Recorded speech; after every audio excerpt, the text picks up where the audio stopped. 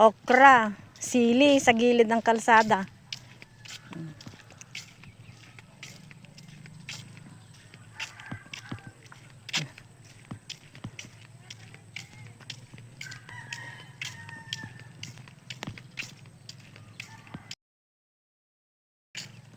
Eh di, pindutin mo rin dito. Yan ang mga tanim.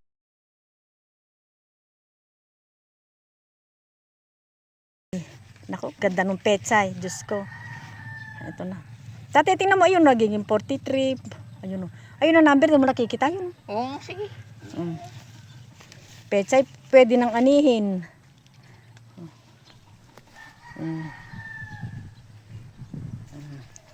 Tatay, yung kon mo, ampalayahan mo oh.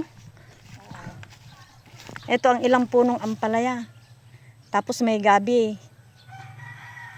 Ano?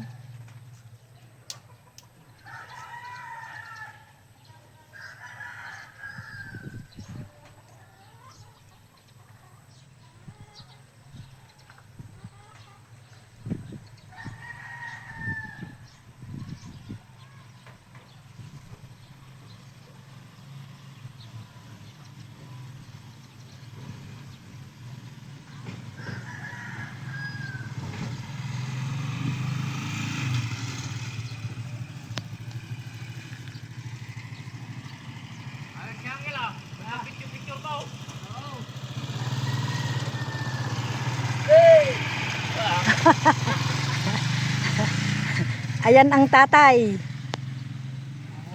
Bumubunot ng kamote at gusto raw maglaga ng kamote. Buti lang merienda.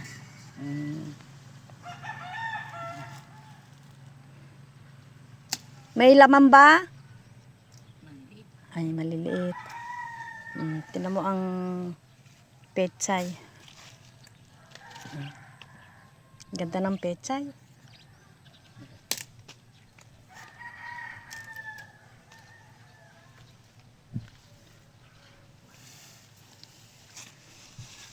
Gabihan.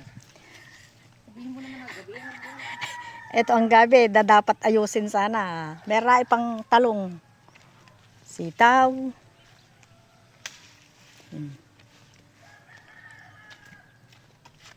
Dito naman tayo sa isang lugar ng gulayan ni tatay.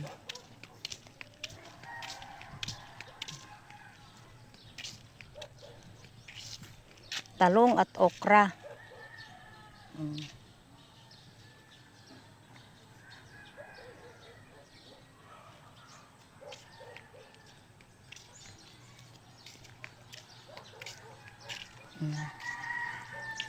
Ayun, ang trabaho kong minsan marain ng bunga na talong.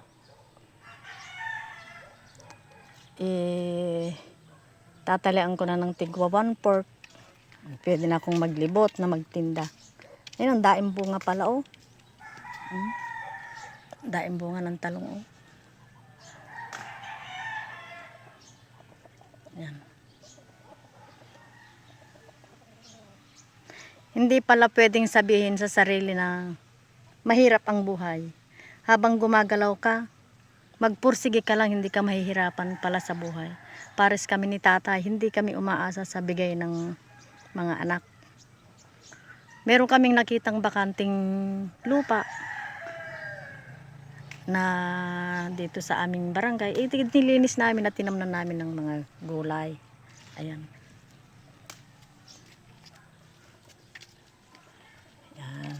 Kagaganda ng gulay at ang talong nakahaba.